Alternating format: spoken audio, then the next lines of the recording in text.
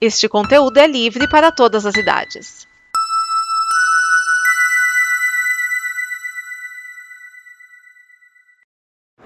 Olá pessoal, aqui quem fala é Rogério De Simone. Oi pessoal, aqui é o Renatinho Santos.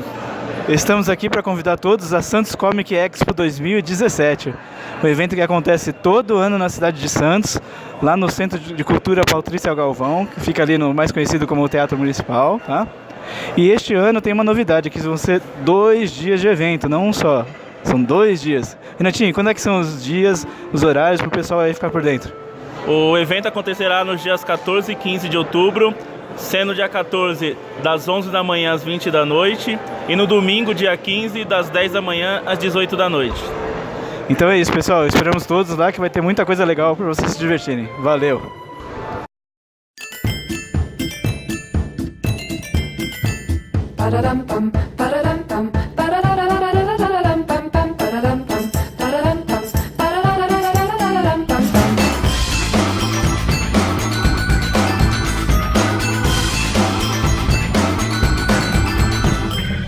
Todo ano.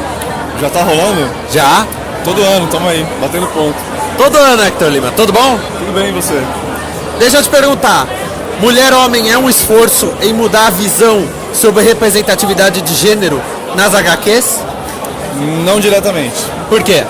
porque é uma história mais focada em criação e metalinguagem do que necessariamente levantar uma questão de gênero. Porém, eu espero ter feito com um tratamento respeitoso o suficiente para questões de gênero e de intersexualidade também.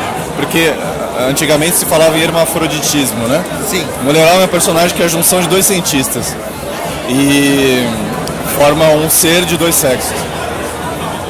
Que prevalece o feminino, mas enfim, é um ser de 2 sexos e ela é intersexual. Então é isso, assim, não é uma pauta da história diretamente, mas faz parte da história. Você diria que é uma ferramenta que você usa para dar um gancho, para dar aquele impulso inicial para a história? Isso, é mais um ponto de partida do que um foco temático da história. A história em si mesmo, ela é sobre criar, é sobre 2 mundos. Você acredita que este ano o país está mais difícil para se criar esse tipo de discussão ou está mais permissivo para trazer essas discussões à baila? Boa pergunta. Eu acho que de uns anos pra cá está cada vez se discutindo mais e tem que ser discutido. Porém, a orientação não, o posicionamento político das pessoas em geral, da grande massa, me parece estar muito mais conservador, dificultando até essas discussões. Inclusive nas escolas, por exemplo, em que crianças com orientação diferente ou que gostariam de entender e respeitar crianças de orientação diferente, não tem essa oportunidade porque se entende que, por exemplo, e agora eu vou colocar um posicionamento pessoal meu aqui, que escola sem partido, por exemplo, é uma coisa necessária, sendo que tirar discussões sociológicas e filosóficas da escola é uma orientação política também. Quando você tira, você acaba orientando para outros interesses. E a minha grande preocupação atual assim, é com a educação, até como autor de gibi mesmo, porque eu acho que para o mercado crescer de verdade, a gente precisa ter mais leitores, para ter leitores precisa ter hábitos de leitura. Isso a gente não tem, nem poder aquisitivo também. Sim. Então eu acredito que a gente está num momento muito conservador mundialmente, na verdade. O mundo está indo para uma direção, o mundo está em marcha ré, vamos dizer assim, está indo para uma direção para trás por problemas econômicos e acho que estão se culpando as pessoas erradas. Mas será que o mundo está ficando mais conservador ou será que o lado conservador está mais resistente hoje em dia diante da mudança que é inevitável na sociedade de, por exemplo, como abordar pessoas com identidades sexuais diferentes? Pois é. Eu acho que ambas as coisas. Ambas as coisas. Tá ficando mais conservador, mas também o conservador resiste mais. Até no próprio meio, ou talvez a guinada para o conservadorismo seja uma autodefesa para um mundo que não entende as mudanças que estão acontecendo. Quando eu falo também de conservadorismo, eu penso muito em situação política e econômica. Sim. Então eu penso que assim, a crise econômica que é mundial puxa um conservadorismo porque se quer achar culpados e quer se achar soluções. E quando se volta para tirar direitos, se acredita que tudo vai voltar a ser como era antes, numa nostalgia utópica. Só que o que é esse antes? Será que era bom mesmo? Entendeu? Então assim, isso parece que eu estou escrevendo um meio nerd, inclusive. Sim. Acontece também, a gente vê refletido nisso. Quanto mais as mulheres conseguem espaço, quanto mais os autores LGBT conseguem espaço e fazem histórias e personagens que abordam essas questões, mais existe como um efeito estilingue, assim, um rebote conservador. Mas eu acho que tempos conservadores também são tempos criativos muito interessantes, porque você, com mais limites, você vê até onde você pode ir e quando você pode extrapolar. Eu acho bem legal, eu acho bem interessante.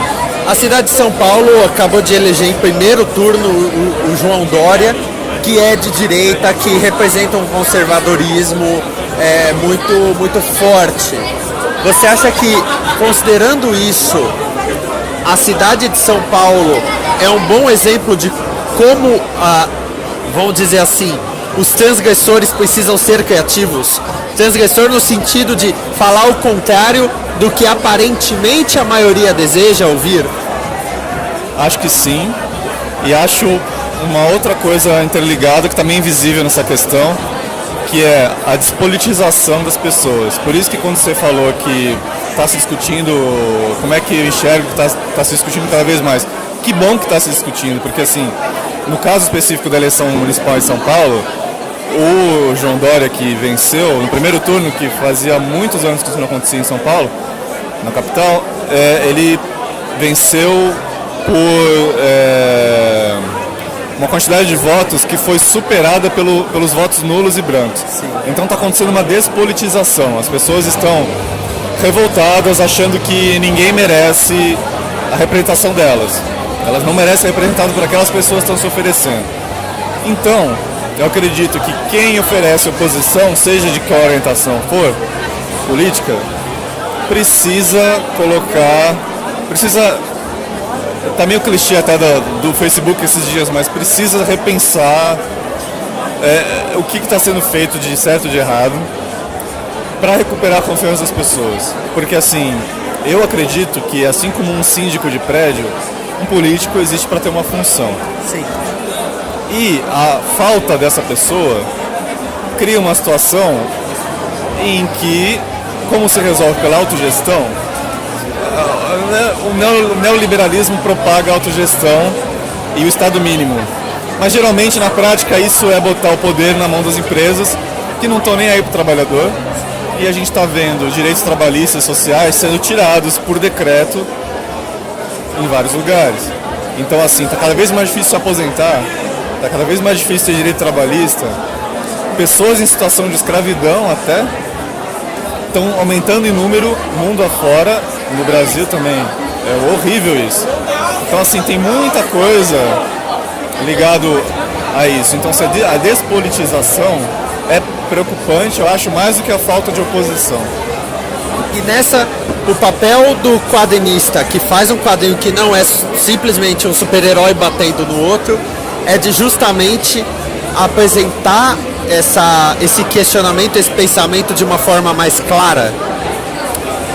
Acho que sim. Até um super-herói, uma história de super-herói com ele se batendo, ela pode refletir, através de uma metáfora ou de uma discussão até direta, situações que refletem a realidade e propor discussão. Botar o receptor da mensagem, o leitor ou o espectador de um filme, para pensar.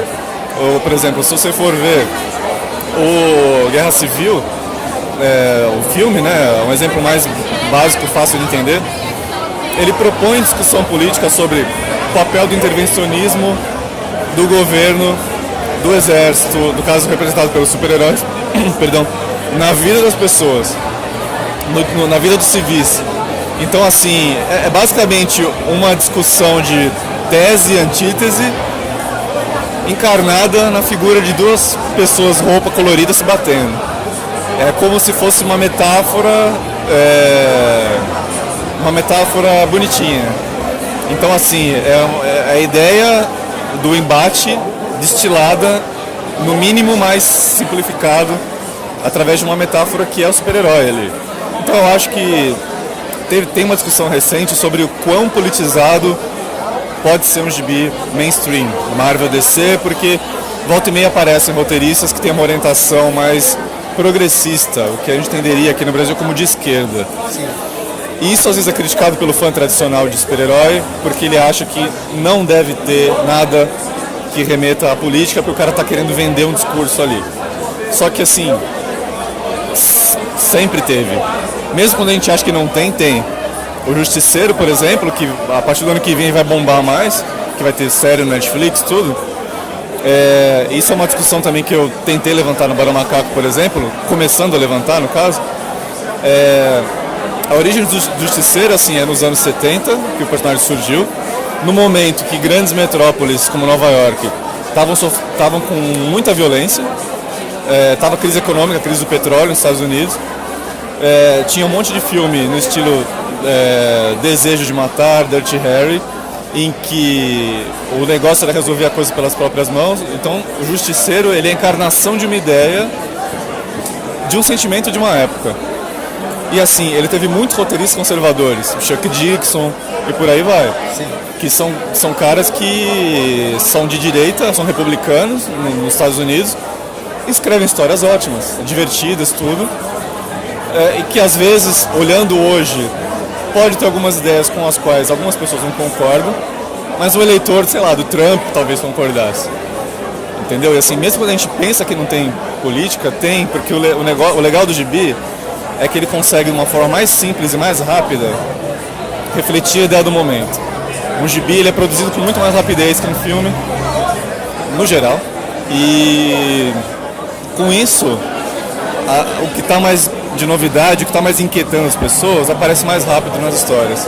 É um dos motivos pelos quais os gibis é muito legal. Os gibis são muito legais. E eu acho que mesmo quando a gente não quer colocar a política, a gente acaba colocando. Porque é parte da realidade. Porque é parte da realidade. Assim, por mais que a gente tenha uma suspensão de crença, de descrença, para acreditar numa história com ficção científica, ela é galgada em uma ambientação realista.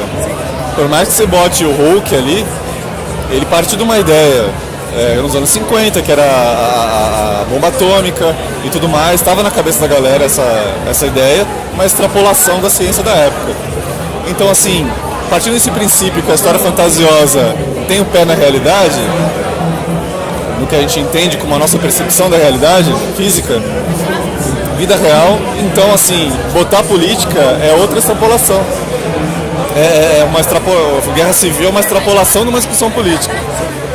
Então eu enxergo assim, eu acho bem legal, eu acho bom ter diversidade de vozes, e está tendo cada vez mais, étnicas inclusive, orientações de gênero, orientações políticas. As pessoas vão concordar ou discordar. O negócio é você conseguir passar a tua mensagem direito, e as pessoas terem como receber essa mensagem. E provocar discussão. Eu acho bem legal quando se provoca discussão. Porque por mais que a gente... Eu adoro, por exemplo, filme trash, adoro coisas bobas para assistir, para consumir e tudo, mas é bem legal quando alguma coisa te inquieta. Seja... Que faz pensar. Faz pensar, Eu prefiro sempre alguma coisa que não te deixa neutro. Por mais que uma diversão seja aparentemente boba, é legal quando você depois repensa alguns conceitos a partir do que você consumiu, assim. Tá certo. Hector, obrigado. Ano que vem nós estamos de volta. Estaremos como sempre, acompanhando seus trabalhos. O Papo Cabeça. É bom ter papo assim, sim, né? Sim, muito bom, gostei. Só que o que tá lançando ao Mauri Júnior não dá, né? O amigo Hector! Gostei, valeu. A menos que eu te leve pra Havaí, aí você vai gostar. Aí vou. Ei, calma, The Mullet Show ainda não acabou. Quer dizer, esse acabou, mas tem muito mais. Espera mais 5 segundos para você assinar o canal e curtir mais The Mullet Show. Certo? Fui! Isso é legal. Isso é legal. Isso é legal. Isso é legal.